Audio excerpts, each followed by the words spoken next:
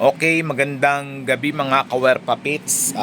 May iaano lang tayo no sa ating mga end user, may ipapakita para maintindihan din nila, and then sa mga newbie na rin na technician no. Sa mga expert, so skip nyo na yung video at hindi para sa inyo to. Okay.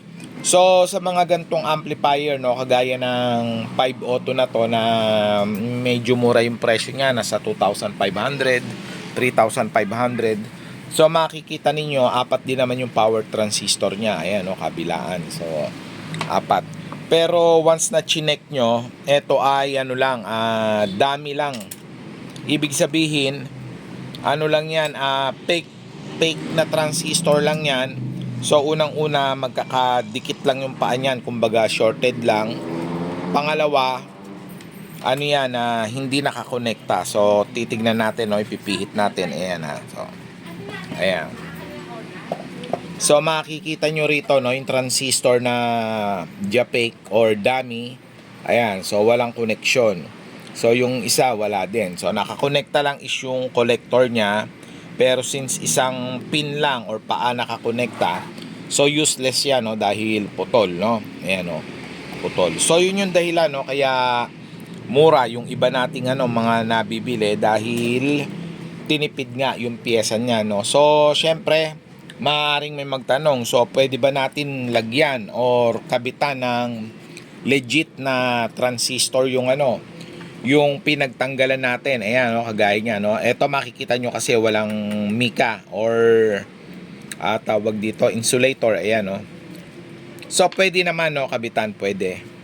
Pero pag kinabit natin yan, so okay lang yan, stock, gagana at gagana yan no. Pag kinabitan natin, kailangan lang natin iduktong no, kagaya itong emitter niya. Ayan no, makikita nyo yung may malaking resistor, yung kulay puti. Ayan no, yung connection ng kulay puti. Ayan yung nakaganyan. So putol. Ayan no, makikita nyo dito putol. So i-jumperan nyo lang yan.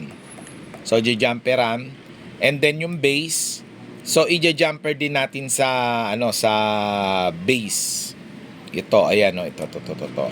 Pag-jumperin din natin sila. So kaya pwede natin i-connecta yan. So wala tayong magiging problema.